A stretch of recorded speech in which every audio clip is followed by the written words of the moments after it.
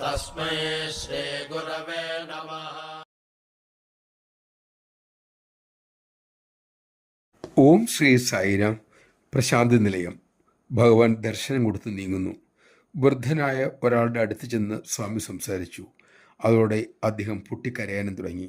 സ്വാമിയാകട്ടെ നടന്ന് നീങ്ങുകയും ചെയ്തു. ദർശനം കഴിഞ്ഞു. കുറച്ചുപേർ വൃദ്ധനോട് കാര്യം തിരക്കി. അദ്ദേഹം വിതുമ്പിക്കൊണ്ട് പറഞ്ഞു, ഭഗവാന്റെ കരുണയോർത്ത് ഞാൻ കരഞ്ഞു പോയതാ. എൻ്റെ പേര് നാരായണചരൺ. ഞാനും വൃദ്ധയായ എൻ്റെ ഭാര്യയും കൂടി മദിരാശിക്ക് കണ്ണു പരിശോധിക്കാൻ പോയി. ഡോക്ടറെ കണ്ട് മടങ്ങിയത് ബസ്സിലാണ്. കണ്ടക്ടറോട് മദനപ്പള്ളി രാമകൃഷ്ണാശ്രമത്തിൽ വണ്ടി നിർത്തണമെന്ന് പ്രത്യേകം പറഞ്ഞിരുന്നു. രാത്രി അവിടെ തങ്ങിയിട്ട് രാവിലെ അവിടെ നിന്നും പർത്തിക്ക് പോകാം എന്നായിരുന്നു പരിപാടി. രാത്രി 10 മണിയായി. കണ്ടക്ടർ വണ്ടി നിർത്തി. ഞങ്ങൾ ഇറങ്ങി. കുഞ്ഞിരുട്ട്. കണ്ടക്ടർക്ക് തെറ്റുപറ്റിയിരുന്നു. വനത്തിലൂടെ പോകുന്ന വഴിയിലാണ് വണ്ടി അദ്ദേഹം നിർത്തിയത്. വണ്ടി പോയി കഴിഞ്ഞു. അവിടെ നിന്ന് 12 കിലോമീറ്റർ ദൂരമുണ്ട് രാമകൃഷ്ണ മഠത്തിലേക്ക്. വൃദ്ധരായ ഞങ്ങൾ ഭയന്ന് വിറച്ച് സായിരാം സായിരാം എന്ന് ഉറക്കെ ജപിക്കാൻ തുടങ്ങി. ഒട്ടും താമസിച്ചില്ല. അതുവഴി ഒരു കാർ വന്നു.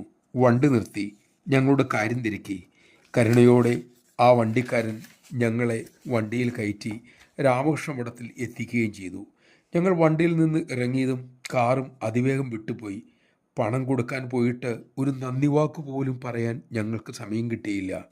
പിറ്റേ ദിവസം നിങ്ങൾ കണ്ടതുപോലെ ഞങ്ങൾ പർത്തിയിലെത്തി. സ്വാമി അരികിൽ വന്നപ്പോൾ എന്നോട് ചോദിച്ചു, വിഡ്ഢി, നീ എന്താ ഇത്ര അശ്രദ്ധനായത്? കണ്ടക്ടറോട് നീ പറഞ്ഞെങ്കിലും നീ ശ്രദ്ധിക്കണ്ടായിരുന്നോ?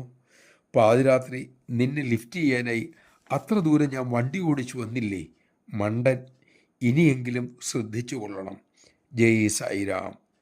ആ തൃക്കണ്ണുകൾ സദാ നമ്മളെ പരിപാലിക്കുന്നുണ്ട്. ആ സത്യം തിരിച്ചറിയാൻ കഴിഞ്ഞാൽ എത്ര ഭാഗ്യമായി. അതിൽ കൂടുതൽ എന്താണ് നമുക്ക് ലഭിക്കാനുള്ളത്? നമുക്കതിന് കഴിയട്ടെ. വിശ്വാസമുറയ്ക്കാൻ ഭഗവാൻ തന്നെ നമ്മെ അനുഗ്രഹിക്കട്ടെ.